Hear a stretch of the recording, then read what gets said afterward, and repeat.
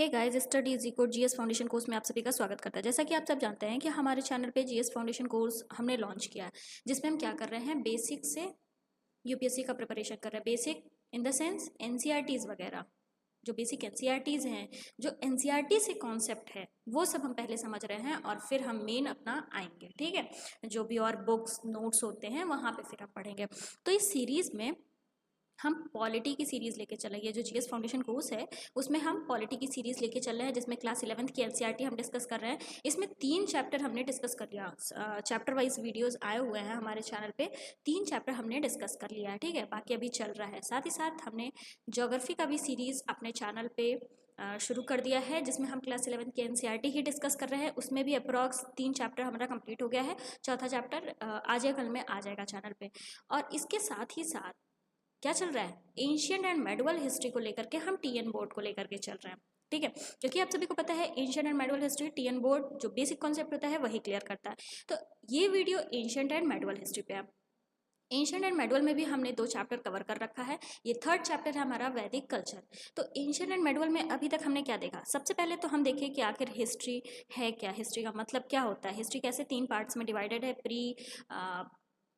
History कैसे कितने parts में डिवाइडेड है, सारी चीज़ें देखा। फिर सेकंड हमने क्या देखा, स्टोन एज देखा। जो चैप्टर सेकंड है स्टोन एज, उसे हमने देखा। चैप्टर सेकंड को हमने 2 पार्ट में डिवाइड किया था, एक तो स्टोन एज और दूसरा आईवीसी। तो हमने आईवीसी भी कवर कर रखा है। अगर आप लोग नहीं देखे तो वहाँ जाकर के जरूर देखें। ये 3rd चैप्टर है जिसमें हम क्या डिस्कस कर रहे हैं, वैदिक कल्चर डिस्कस कर रहे हैं। ठीक है, देखो इसको भी हम 2 पार्ट में लेकर के आएंगे। एक तो ऋग वैदिक का पार्ट फर्स्ट रहेगा और दूसरा लेटर वैदिक का। ठीक है, जैसे कि आपको पता ही है वैदिक कल्चर 2 पार्ट्स में डिवाइडेड है, ऋग और लेटर। तो 2 पार्ट में आएगा, पहला ऋग वैदिक, लेटर वैदिक, ऐसा छोटा छोटा आएगा जिससे आप लोग को समझने में भी आसानी हो। तो चलिए बिना किसी देरी के हम पिछली कुछ चीज़ें रिविजन करते हुए इस चैप्टर को स्टार्ट भी करते हैं। ठीक है, पहले इसको रेज कर लेते हैं।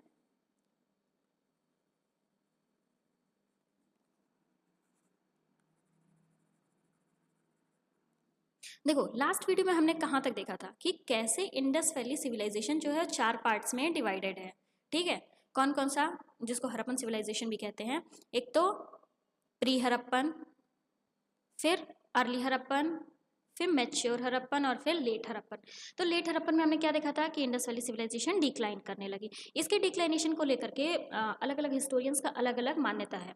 ठीक है, इंडस वैली सिविलाइजेशन की डिक्लाइनेशन को लेकर के अलग अलग हिस्टोरियंस का अलग अलग मान्यता है। कुछ तो मानते हैं फ्लड आया होगा या कुछ भी नेचुरल कैलेमिटीज आई होंगी जिनकी वजह से इंडस वैली सिविलाइजेशन डिक्लाइन कर गई। बट कुछ का ऐसा मानना है कि क्या हुआ, फॉरेनर्स का इन्वेजन हुआ, जो आर्यंस हैं उनका इन्वेजन हुआ और आर्यंस इन्वेड करके क्या किए, ये जो इंडस वैली सिविलाइजेशन के लोग थे उनको हरा दिए, उनको डिफीट किए, उनको मतलब यहाँ से हटाए और यहाँ से वैदिक कल्चर स्टार्ट हुआ। तो हम आगे अब वही देखेंगे। ठीक है, वैदिक कल्चर को देखेंगे।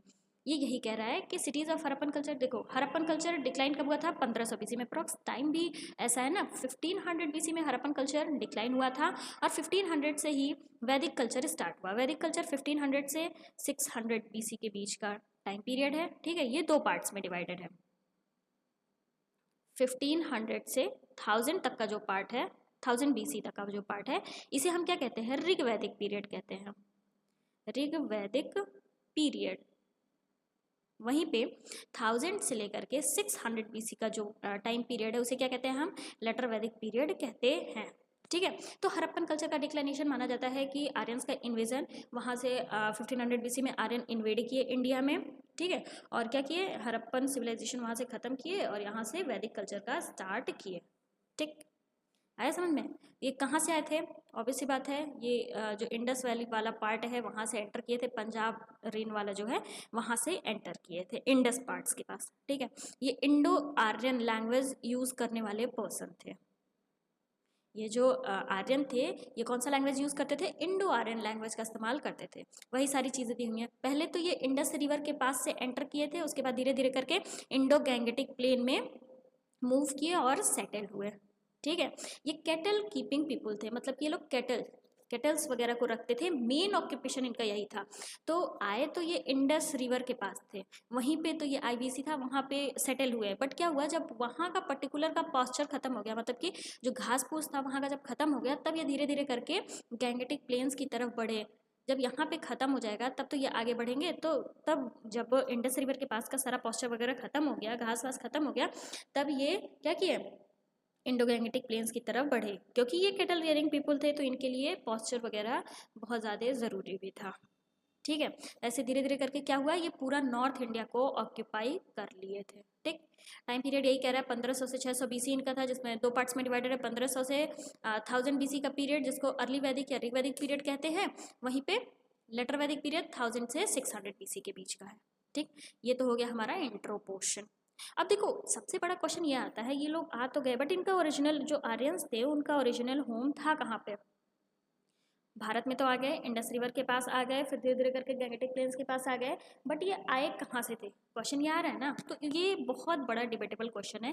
इस पे बहुत डिबेट्स हुए हैं। कुछ का मानना है कि वो यहाँ देखो है ना, आर्कटिक रीजन से आए, कुछ का मानना जर्मनी से आए, सेंट्रल एशिया से आए, साउदर्न एशिया से, सॉरी साउदर्न रशिया से। तो ऐसे बहुत अलग अलग लोगों का बहुत अलग अलग मान्यता है कि आर्यंस एग्जैक्टली आए कहाँ से। कोई भी नहीं कह सकता कि हाँ एग्जैक्टली आर्यंस यहाँ से आए, बट ये जो साउदर्न रशिया वाला है इसको ज़्यादातर हिस्टोरियंस मानते हैं, और इसी को मतलब नियर अबाउट समझ लो इसको 80% हिस्टोरियंस मानते हैं, तो इसी को सबसे ज़्यादा रिलायबल समझा जाता है। ठीक है, कि ये जो आर्यंस थे साउदर्न रशिया से आए थे, फिर ये एशिया और यूरोप वाले पार्ट्स में डिफरेंट बाइफर्केट हो गए। इंडिया में एंटर किए थे अप्रॉक्स 1500 बीसी के आसपास। ठीक है, इंडो आर्यन नाम से ये इन्वेड किए थे। लैंग्वेज इंडो आर्यन लैंग्वेज का इस्तेमाल करते थे, जो कि एक संस्कृत लैंग्वेज था। ठीक, समझ में आया? तो होम के बारे में भी अब कोई कन्फ्यूज़न नहीं होगा कि ये जो आर्यंस थे उनका होम एग्जैक्टली तो नहीं कहा जा सकता, अलग अलग लोगों का, अलग अलग हिस्टोरियंस का अलग अलग मानना था, बट हाँ नियर अबाउट सबसे ज़्यादा रिलायबल यही है कि वो साउदर्न रशिया से आए हुए थे। ठीक, आया समझ में? चलिए अब हम नेक्स्ट डिस्कस कर लेते हैं वैदिक लिटरेचर। आर्यंस आए, इंडो आर्यंस आए, यहाँ तक समझ में आया, उनका होम कहाँ था, क्या था, सारा इंट्रो पार्ट समझ में आया। अब हम वैदिक लिटरेचर को डिस्कस करते हैं। वैदिक लिटरेचर 4 पार्ट्स में डिवाइडेड है। देखो यहाँ पे करते हैं 2, 3, 4, 4 पार्ट्स में वैदिक लिटरेचर डिवाइडेड है। कौन कौन सा?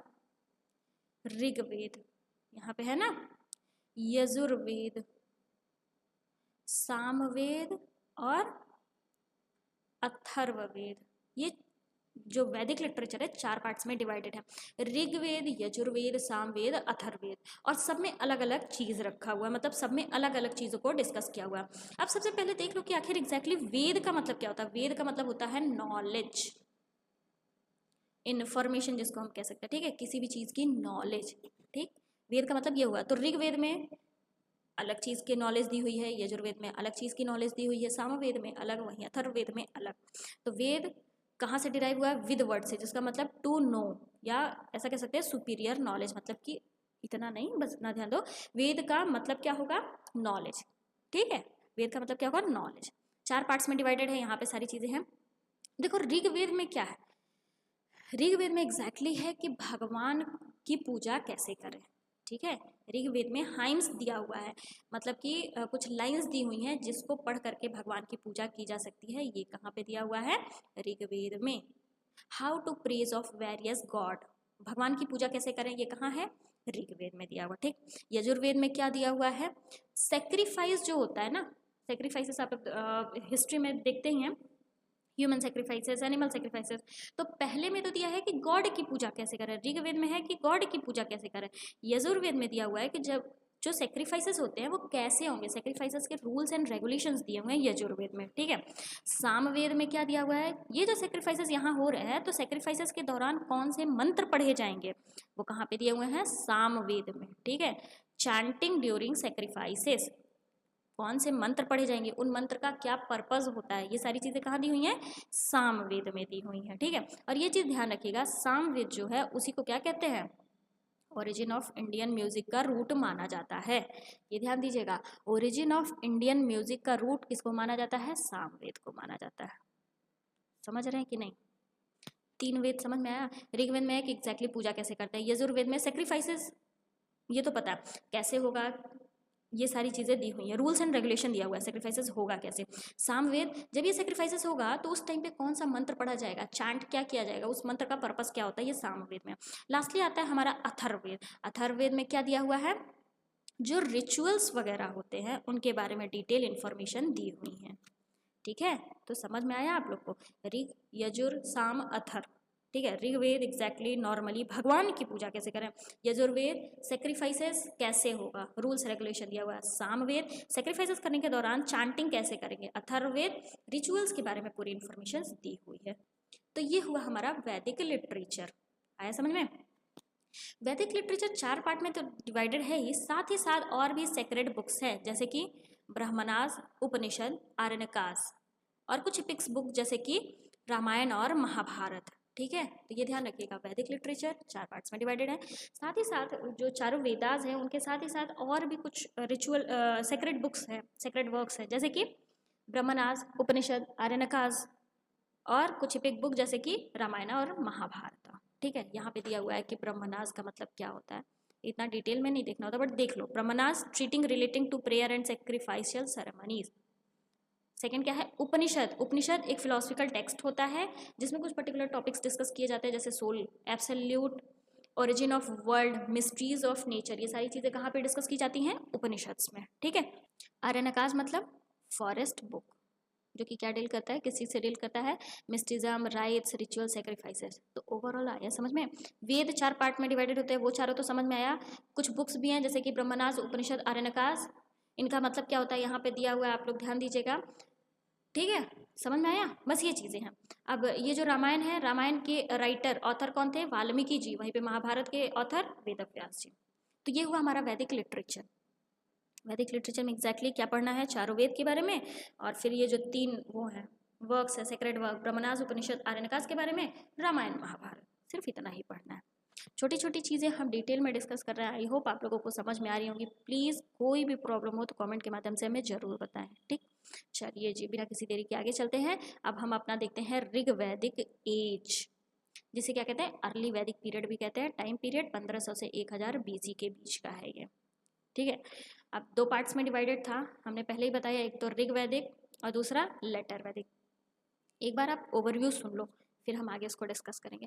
देखो ऋग वैदिक में क्या था, अभी इरेज कर लो। ऋग वैदिक में ये मान लो हमारा इंडस रिवर है, हाँ, और ये जो गैंगेटिक प्लेन से ही है। अभी आर्यंस यहाँ पर आए हैं, ठीक, तुरंत आए हैं, अभी यहाँ पर रह रहे हैं, ठीक है। यहाँ पे घास वास है तो अभी यही रहेंगे। यहाँ पे ऋग वैदिक, फिर धीरे धीरे करके इधर बढ़ने लगे तो ये क्या आ गया, लेटर वैदिक, ठीक। ऋग वैदिक में विमेंस को काफ़ी अच्छी पोजीशन दी गई थी, ये याद रखिएगा। धीरे धीरे करके टाइम बीतता गया, लेटर वैदिक में विमेंस की पोजीशन खराब होती गई।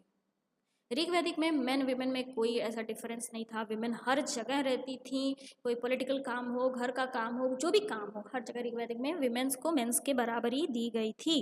बट लेटर वैदिक में ये सारी चीज़ें ख़त्म कर दी गई थी।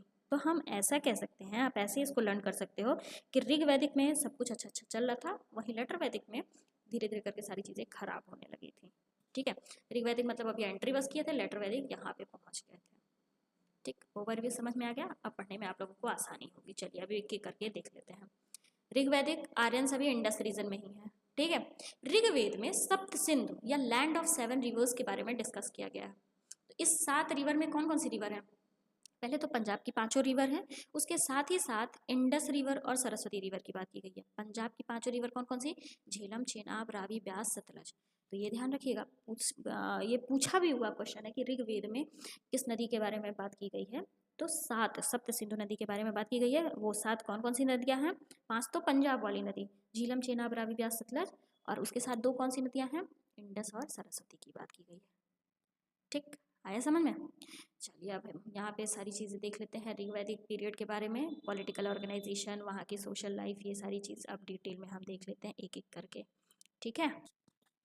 देखो इसमें सबसे पहले क्या है, पॉलिटिकल ऑर्गेनाइजेशन। ऋग्वैदिक पीरियड में पॉलिटिकल ऑर्गेनाइजेशन यहाँ पे सबसे पहले डिस्कस कर लिया है। इसको हम कहीं फ्रेश पेज पे देखते हैं, इसको इरेज करके यहाँ पे पॉलिटिकल ऑर्गेनाइजेशन, ये आप लोग बना लेंगे ना तो लर्न करने में आप लोग के लिए बहुत आसानी होगी। यहाँ पे पहले हम इजी में डिस्कस कर लेते हैं, फिर आगे एक एक लाइन देख लेंगे। ऋग्वैदिक पीरियड में क्या होता था, सबसे छोटा पॉलिटिकल ऑर्गेनाइजेशन क्या होता था, कुला जिसको कहते थे, ठीक है। कुला मतलब फैमिली, ठीक है। बहुत सारी फैमिली इकट्ठा होकर के क्या बनती थी, जैसे ये तो एक हो गया ना, ऐसे बहुत सारी फैमिलीज इकट्ठा होकर के इन्हें क्या कहा जाता था बताइए, विलेज। ये दूसरा पार्ट हो गया, ठीक है। इन्हें क्या कहा जाता था, विलेज या फिर ग्रामा कहा जाता था, विलेज या फिर ग्रामा। इनके हेड कौन हुआ करते थे, ग्रामिनी। ग्रामा ग्रामा के हेड ग्रामिनी हुआ करते थे, ठीक है। दो समझ में आया, सबसे छोटा तो कुल हो गया, ठीक है। बहुत सारे कुल या फैमिली मिला करके विलेज होते थे। पेन का कलर अब चेंज कर लेते हैं यहाँ पे, ठीक। फिर बहुत सारे विलेज मिला करके क्या होते थे, इसको ऐसे कर लो, ऐसे छोटे छोटे बहुत सारे विलेज मिल करके क्या बनते थे बताइए, बहुत सारे विलेज मिल करके विशु बनते थे। क्या बनते थे, विशु, जिसके हेड को क्या कहते थे, विशपति कहा जाता था, विशपति, ठीक है। फिर पेन का कलर चेंज करते हैं, ये तो रफली बता रहे हैं, अभी एक बार और आप लोग को समझा देंगे। और बहुत सारे विशपति मिल करके क्या होते थे, जना, ठीक है। जना, जना सबसे बड़ा पॉलिटिकल ऑर्गेनाइजेशन हुआ करता था। इसके हेड को किंग कहा जाता था या राजना, राजना, ठीक है। समझ में आया, रुको एक बार फिर से देख लो आप लोग।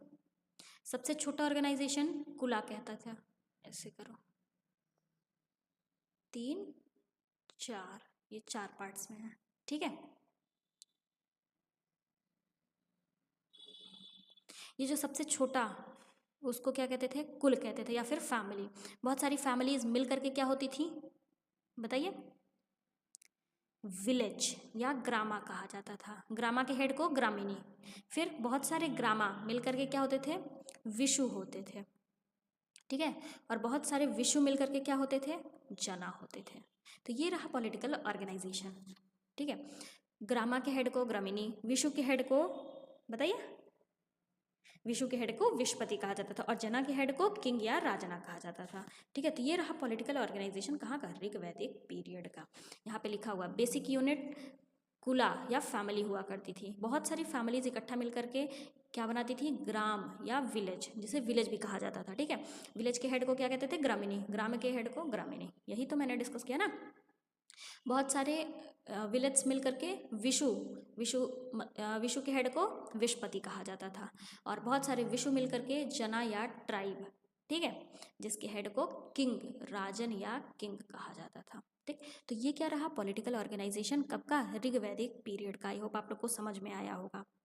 इस फिगर से तो इजीली समझ में आ जाएगा और याद भी हो जाएगा इससे और इससे, ठीक है। ध्यान रखिएगा आप लोग, ये समझाने के लिए वो फिगर वहाँ बनाया गया था, ठीक। अब देखो, किंग को असिस्ट करने के लिए पुरोहित वगैरह हुआ करते थे, पुरोहित, प्रेस्ट, ठीक है, सेनानी, कमांडर ऑफ आर्मी, ये लोग क्या करते थे, ये लोग हेल्प किया करते थे किंग की, ठीक। उस टाइम पे 2 पॉपुलर बॉडीज हुआ करती थी, सभा एंड समिति, और इस सभा समिति में मेंस विमेंस सब कोई अलाउड था, ये ध्यान रखिएगा। तो सभा समिति ऋग वैदिक टाइम में था, लेटर वैदिक में नहीं था, सॉरी था, बट उतना फ्रीडम नहीं था। ऋग वैदिक में सभा समिति में विमेन और मेन दोनों अलाउड थे ऋग वैदिक में, और लेटर वैदिक में सभा समिति था, बट उसमें सिर्फ और सिर्फ मेंस अलाउड थे, विमेन्स अलाउड नहीं थी। तो ये क्या रहा, पॉलिटिकल ऑर्गेनाइजेशन रहा ऋग वैदिक पीरियड का।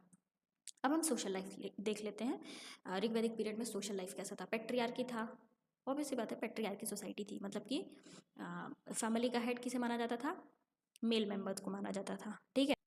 फैमिली के हेड को गृहपति कहा जाता था। मोनोगैमी उस टाइम पे बहुत ज़्यादा थी, पॉलीगैमी बहुत कम लेवल पे होती थी। मोनोगैमी मतलब 1 हस्बैंड 1 वाइफ, पॉलीगैमी होती थी बट नोबल फैमिलीज़ में होती थी, ये ध्यान दीजिएगा। मोनोगैमी होती थी, हमने पहले डिस्कस कर लिया कि ऋग वैदिक में सारी चीज़ें अच्छी अच्छी होती थी, तो polygamy is not a good thing ना। तो मोनोगैमी काफ़ी अच्छे लेवल पे होती थी, कहीं कहीं पे पॉलीगैमी भी होती थी, ठीक है।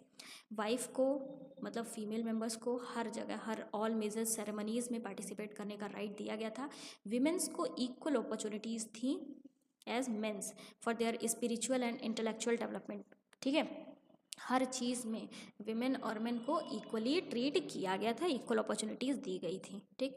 कुछ विमेन पोइट्स भी हैं ऋग्वैदिक से, नाम ध्यान रखिएगा क्योंकि नाम पूछ लेता है कि ये कब की थी।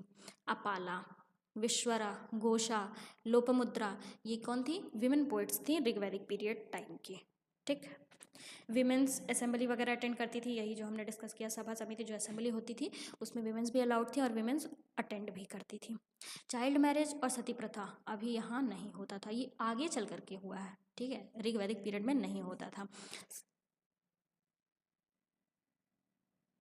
मेन एंड वीमेन दो तरह के कपड़े पहनते थे, जैसे एक तो ऊपर वाला जिसे अपर गारमेंट्स कहते थे, नीचे लोअर गारमेंट्स। ठीक है, ये कपड़े किससे बने होते थे? कॉटन और वूल से बने हुआ करते थे। ठीक, और कुछ ऑर्नामेंट्स थे, दोनों के द्वारा यूज़ किए जाते थे। वही सारी चीज़ें हैं यहाँ पे, वीट, बार्ले, मिल्क, इन सब का मिल्क और मिल्क से बने हुए प्रोडक्ट्स जैसे कि कर्ड वगैरह, घी, इन सारी चीज़ों का इस्तेमाल उस टाइम पे होता था। काऊ मीट प्रोहिबिटेड था, ये चीज़ ध्यान रखिएगा, क्योंकि काऊ को सेक्रेड एनिमल्स माना जाता था। काऊ मीट प्रोहिबिटेड था। ठीक है, ऋग्वैदिक पीरियड में काऊ मीट प्रोहिबिटेड था, क्योंकि काऊ को क्या माना जाता था? सेक्रेड एनिमल माना जाता था। इन लोगों का फेवरेट पास टाइम, ऋग्वैदिक पीरियड में फेवरेट पास टाइम क्या था? Horse racing, chariot racing, dicing, music, dance, ये सब फेवरेट पास टाइम हुआ करता था।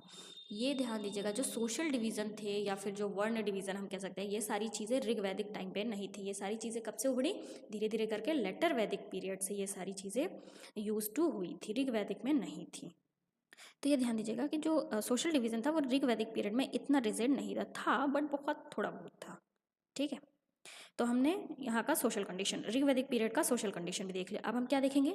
Economic condition. इकोनॉमिक कंडीशन और रिलीजन देखेंगे हम ऋग्वैदिक पीरियड का। यहाँ पे हमारा ऋग्वैदिक कंप्लीट हो जाएगा, फिर हम लेटर वैदिक देखेंगे। तो जो दूसरा वीडियो आएगा लेटर वैदिक में, लेटर वैदिक देखने के बाद हम ऋग्वैदिक और लेटर वैदिक दोनों को कंपेयर कर लेंगे, जिससे आप लोगों को चीज़ें और ईजिली याद हो जाएंगी। ठीक है, तो चलिए बिना किसी देरी के इकोनॉमिक कंडीशन भी हम देख लेते हैं। ऋग्वैदिक जो आर्यंस थे उनका मेन ऑक्यूपेशन क्या था? Cattle rearing. ठीक है, मेन ऑक्यूपेशन तो कैटल रियरिंग था ना, तो कैटल ही समझ लो इनका वेल्थ हुआ करते थे, वही कैटल्स उनका मेन वेल्थ माना जाता था। ठीक, तो स्टार्टिंग में तो ये सिर्फ कैटल रियरिंग करते थे, बट धीरे धीरे करके जब ये नॉर्थ इंडिया में सेटल होने लगे तो सेटलमेंट के बाद ये एग्रीकल्चर का भी इस्तेमाल करने लगे। इन्हें आयरन वगैरह के बारे में नॉलेज थी। आयरन का इस्तेमाल करके ये इजीली फॉरेस्ट को क्लीन करते थे और वो एरिया अंडर कल्टीवेशन ले लेते थे और वहाँ पे एग्रीकल्चर किया करते थे। ठीक है, तो पहले तो ये सिर्फ और सिर्फ कैटल रेयरिंग करते थे, इसीलिए जो कैटल्स वगैरह थे उनकी रियल वेल्थ मानी जाती थी।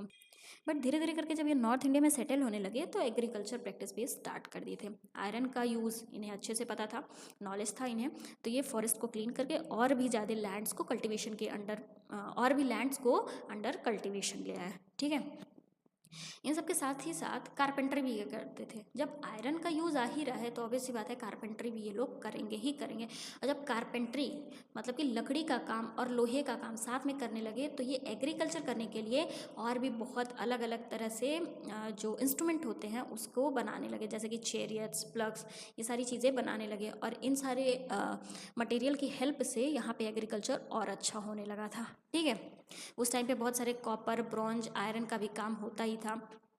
स्पिनिंग भी एक इम्पॉर्टेंट ऑक्यूपेशन था उस टाइम पे, क्योंकि कॉटन और वुलन फैब्रिक जो था वो बहुत ज़्यादा होता था, तो ये लोग स्पिनिंग भी करते थे और स्पिनिंग मेन ऑक्यूपेशन भी था।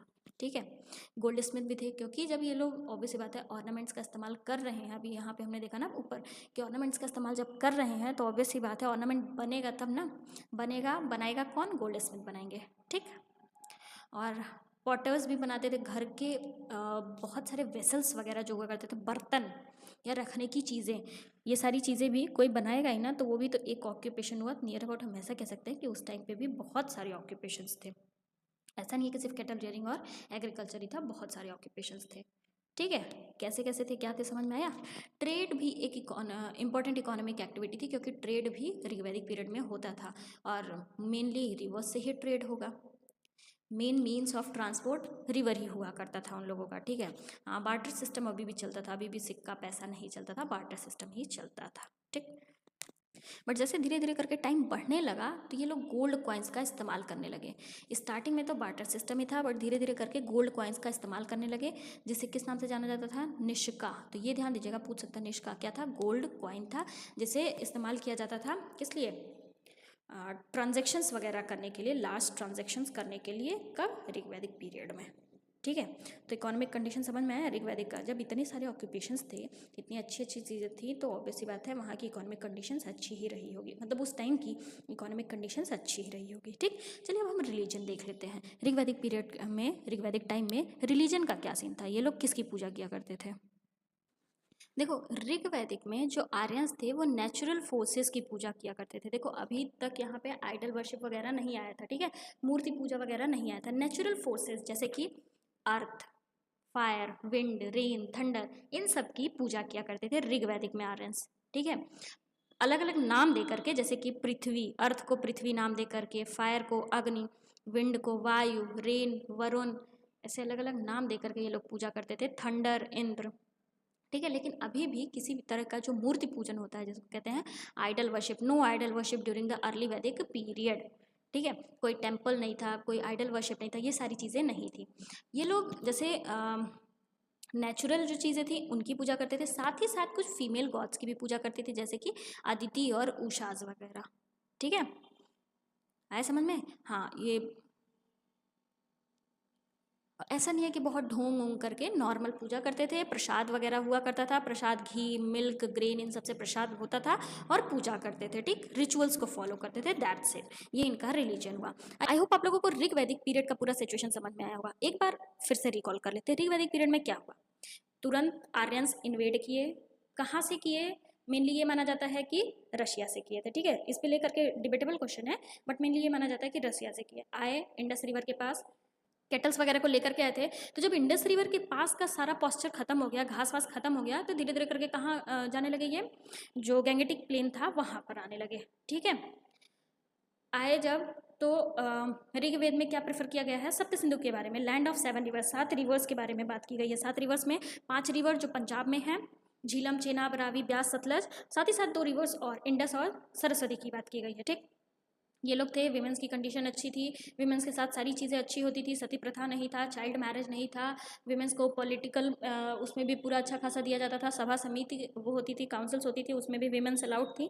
ठीक है, बहुत सारी वीमेन पोइट्स के बारे में भी हमने देखा है, सारी चीज़ें अच्छी थी। इकोनॉमिक कंडीशन भी वहाँ का था कि एग्रीकल्चर करते थे, कैटल जेयरिंग वगैरह तो करते ही थे, बट साथ साथ एग्रीकल्चर भी करते थे, कारपेंटरी भी करते थे, और गोल्ड स्मिथ भी थे। ठीक है, बहुत सारी चीज़ें किया करते थे। तो ओवरऑल हम कह सकते हैं कि सारी चीज़ें ऋग्वैदिक में भी सही थी, सोशल डिवीजन जो था इतना क्रिटिकल नहीं था। ये सारी चीज़ें खराब कब से होने लगी, धीरे धीरे करके जब लेटर वैदिक पीरियड टाइम बढ़ता गया, तब ये सारी चीज़ें, सारी कंडीशन धीरे धीरे करके डेटेरियोरेट, खराब होनी शुरू हो गई। ठीक है, तो इस वीडियो में इतना ही। नेक्स्ट पार्ट में हम देखेंगे लेटर वैदिक पीरियड का सारा सीन, पूरी सिचुएशंस देखेंगे। ठीक, आई होप ये वीडियो आप लोग को समझ में आई होगी, बेनिफिशियल होगा। So thank you for watching this, please do like, share and subscribe. Thank you guys.